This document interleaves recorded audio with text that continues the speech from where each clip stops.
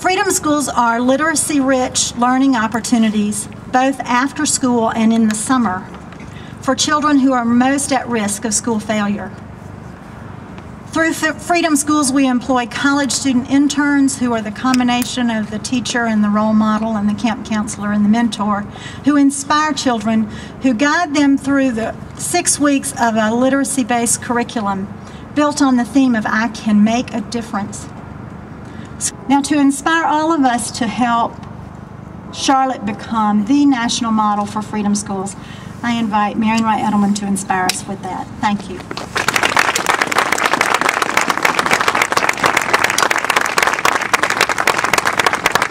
I know Dr. King would be having a ball if he were here today. He couldn't think of a better way to celebrate his birthday. When he died, he was calling for a cross-racial poor people's campaign, and at that time we had 11 million poor children.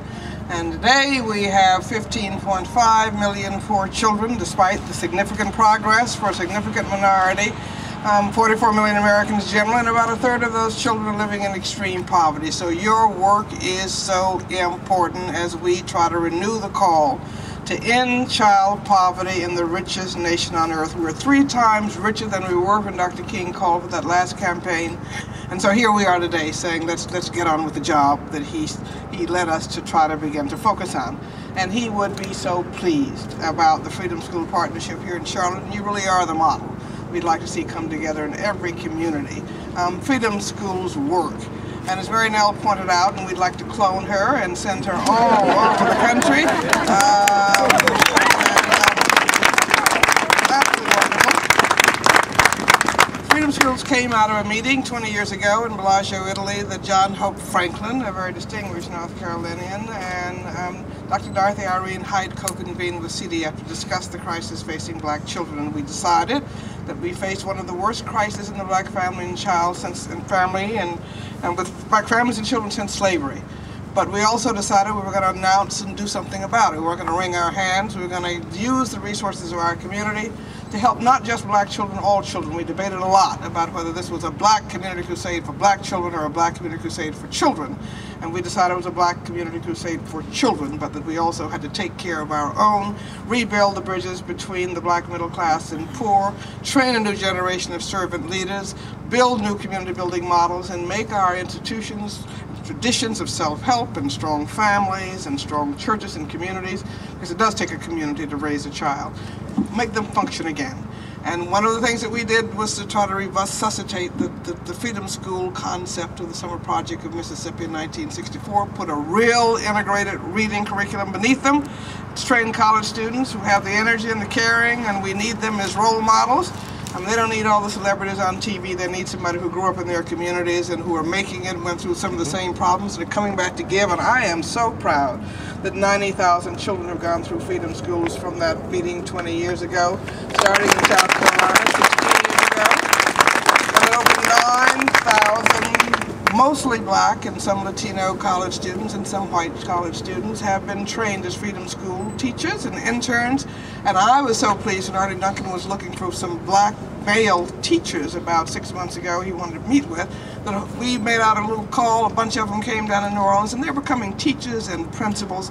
And so I think Freedom Schools are going to be a real feeder system for trying to begin to create stronger minority presence in our public schools.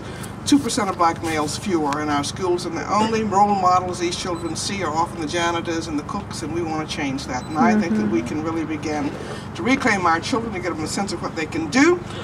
We met again in December, recognizing that we had made very significant progress, but that the problems in some ways had gotten worse, that for a significant minority we have made real progress. We're so proud. We've got a black president in the White House, and we've got black elected officials like your wonderful mayor. Thank you for being here today. In elected office, we've got minority members dotting the corridors of power in the private sector. But the big group of us are going backwards, and the entire civil rights movement was premised on the assumption we were going to work to make a better life for our children. And many of our children, white, black, and brown, are not going to do as well as their parents, and for many black children, the backward slide is overt. And we recommissioned a poll 16 years ago. We asked Peter Hart to sort of tell us what was on the mind of the black community to make sure that we were doing the right thing. We thought we knew. We thought it was about education. We thought it was about early childhood education. Well, it turns out that violence and drugs were the top things, and many parents were concerned that their children were not going to live to adulthood, and many children were concerned that they would not live to adulthood. It was a sense of nihilism, so we stopped and we created a child and gun violence grassroots network and issue annual reports. But that violence is still a major concern in our poll that was released last week. I hope you'll go to the website and look at the findings of that poll. 7 out of 10 black adults feel that their children, our children today, are in very bad or tough shape. That this is a very bad time for them. And I hope you'll look at that. And many black children are deeply concerned about violence and growing to adulthood still, and we've got to deal with the violence in our society. It's just not safe for many children, and the drugs. 2 big things jump to the head of their concerns, both young children, leaders, as well as adults. Unemployment, unemployment, unemployment. They don't see an economic future, and I tell you, one of the things that is clear is that 43% of our black males, 30 and under, who don't have a good education are unemployed today, and if you don't have a strong high school or more education coming in the future in this economy, you don't have a job. There is no future unless you get an education. And the scariest figure of all, the black community is very concerned about education, is that over 80% of black and Latino children cannot read or compute at grade level in 4th, 8th, or 12th grade. If you can't read in this globalizing economy, you can't work, you don't have a future, and that is feeding what we at the Children's Defense Fund call the cradle to prison pipeline. 1 in 3 black boys will go to prison in his or her lifetime, and as Michelle Alexander's book points out, the new Jim Crow mass incarceration in an age of colorblindness. There are more blacks now under the purview of the criminal justice system on probation and parole and prison than there were blacks in slavery 10 years before the Civil War. We have got to wake up, because this cradle to prison pipeline is feeding a new American apartheid, the absence of education, which is why freedom schools are so important. We need them everywhere. We need to reweave community. We need everybody to wake up. And this is not a doom or gloom set of things. We're just saying, get your eyes open and let's build that intergenerational movement to make sure that all of our children have hope. The day after Dr. King was assassinated, I went out into let me just say, 40% of our children are also dropping out of school. And again, school dropouts have no economic future, and they're going to be relegated to the underground economy. That's not worthy of us. We have got to stop this backward slide, and we know we're resegregating all over the country.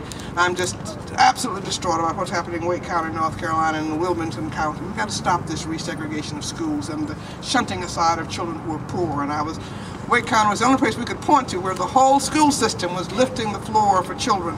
And to see that go backwards is just a disgrace. We've got to organize, we've got to run for the school boards ourselves, because that's the most important elected office around. But we've also got to make sure that we have freedom schools everywhere telling children you can learn. We are here to help you learn, to make learning exciting, make reading exciting, and so what you're doing is important. And we've set a goal as a result of this poll, and out of what we know, of doubling at least the number of freedom schools in this country over the next 3 years, extending more of them after school, extending them more downwards to preschool. We're just finished testing a preschool pilot program in Marlboro County, South Carolina.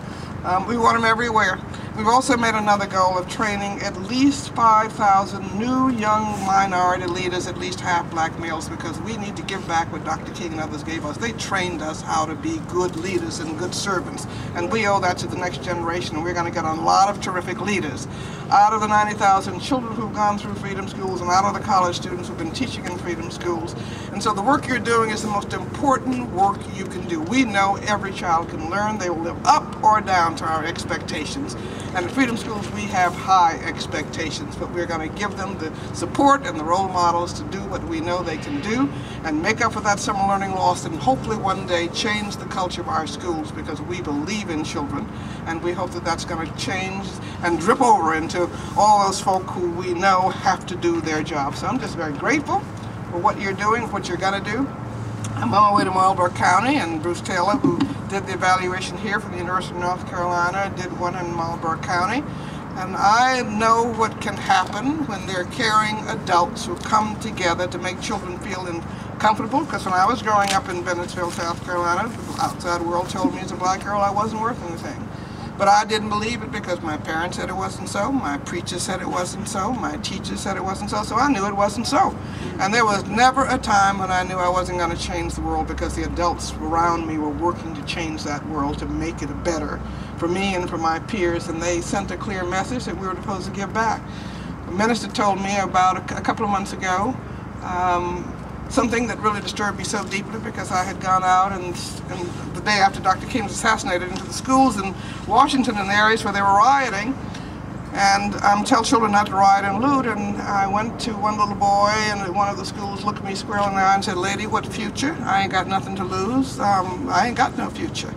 And I've spent 40 years trying to prove that boy's future truth wrong. And our very militarily powerful and very materially rich and very spiritually poor nation, no other industrialized country lets its children be the poorest Americans, and we need to stop standing for it.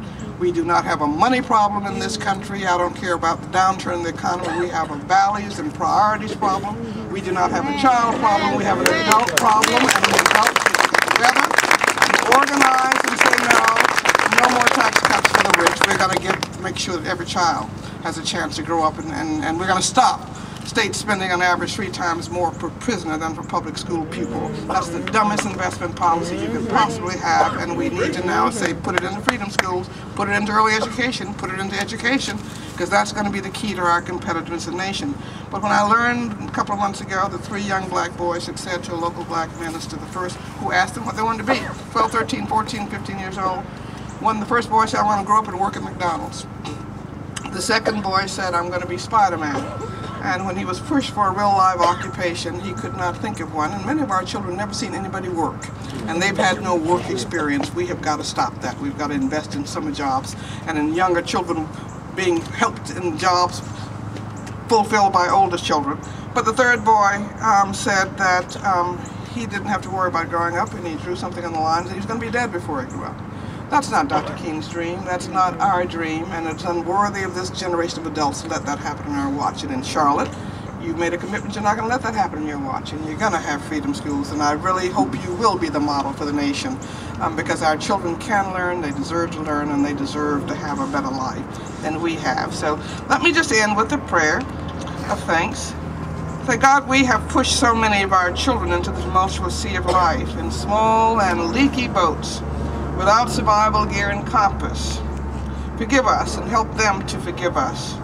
Help us now to give all of our children the anchors of faith and love, the rudder of hope, the sails of health and education, and the paddles of family and community, to keep them safe and strong when life's sea gets rough. Thank you, Charlotte Mecklenburg, for doing that.